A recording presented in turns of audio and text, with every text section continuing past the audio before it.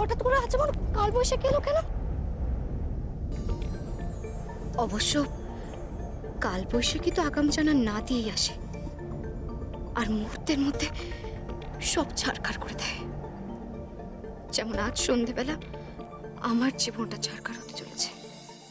আমার তোমাকে কিছু বলার আছে। আগে তুমি আমার কথা শুনবে, তারপর আমি তোমাকে যেতে দেব। এখন আর আপনার আমাকে বলার মতো কি কথা বাকি থাকতে পারে? আর কয়েক ঘন্টা পরেই তো আপনি আপনার পথে, আমি আমার পথে।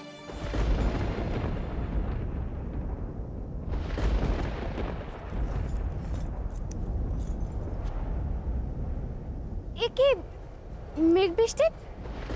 এত হাওয়া দিচ্ছে, তোমরা এখন এখানে বসে আছো কেন? বাবা যাও নিচে। তোমার সঙ্গে আমাদের আরি, আমরা তোমার আর কোনো কথা শুনবো না। আমিও না, ভাইও না। আরি আরি আরি।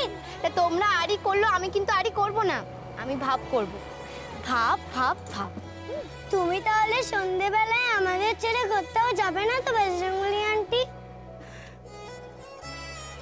কি হলো বলো না, যাবে না তো? বৃষ্টি দেখো, সন্ধেবেলার কথা না সন্ধেবেলা ভাবা যাবে। এখন এত হাওয়া দিচ্ছে বাইরে, তোমরা যাও নিচে যাও। মামু যদি না দেখতে পারে ভীষণ টেনশন করবে। যাও যাও। কিন্তু তুমি আগে আমাদের প্রমিস করো যে তুমি যাবে না। বাবা শেষে পরে বলবো, তোমরা যাও না এখন নিচে, এত হাওয়া দিচ্ছে। দেখ না, তুমি যদি আমাদের প্রমিস না করো তাহলে আমরা কিছুতেই নিচে যাব না। এই বৃষ্টি এরকম করতে নেই। বৃষ্টি আমার কথাটা শোনো।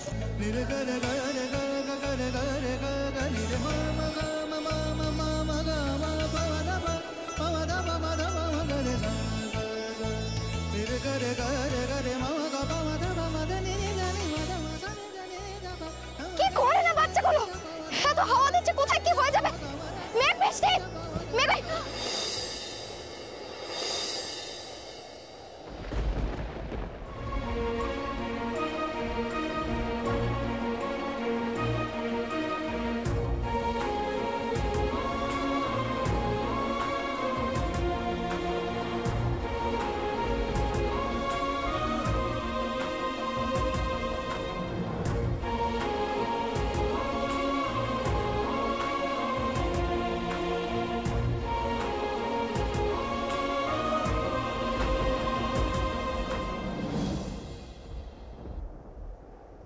এত ঝড়ের মধ্যে আপনারা ছাদে এলেন কেন? নিচে যান। এই ঝড় তো কিচ্ছু নয় দিয়া। দিয়া, আমার মনের মধ্যে যে ঝড় চলছে সেটা যদি তুমি একবার বুঝতে পারতে। দেখুন আকাশের যে অবস্থা, এক্ষুনি বৃষ্টি নামতে পারে। বৃষ্টি নামলে আপনি ভিজে যাবেন, ঠান্ডা লেগে যাবে আপনার। যান নিচে যান।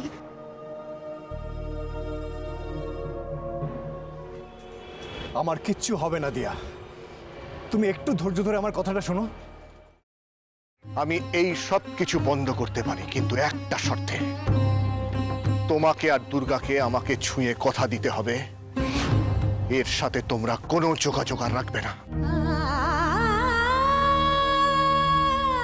শোনো, আমরা এখনো তোমার মতন এতটা পাথর হয়ে যায়নি। তোমাকে ছুঁয়ে আমি এত বড় কথাটা, এটাই আমার শেষ কথা তোমাকে। দাদা ভাই, পুতুলটা না দিয়ে এসেছি। আস্তে, একেবারে বজরংবলী আন্টির হাতে দিয়েছো তো? না, আমরা তো দরজা দিয়ে গড়িয়ে দিয়েছি। ঘরে তো ঠাম্মু ছিল, তাই ঢুকতে পারিনি। মা ঘরে ছিল? এ বাবা, যদি মার হাতে পড়ে তাহলে তো মুশকিল। ওনার কোনো সর্দারজির সাথে পরিচয় ছিল? সর্দারজি? না, ঠিক আছে, আমি তাও বলবো আপনারা একটু ঠান্ডা মাথায় ভাবুন। আসলে আমার জানাটা খুব দরকার। আমি তাহলে আসি, কিছু মনে পড়লে আমাকে অবশ্যই জানাবেন। আচ্ছা।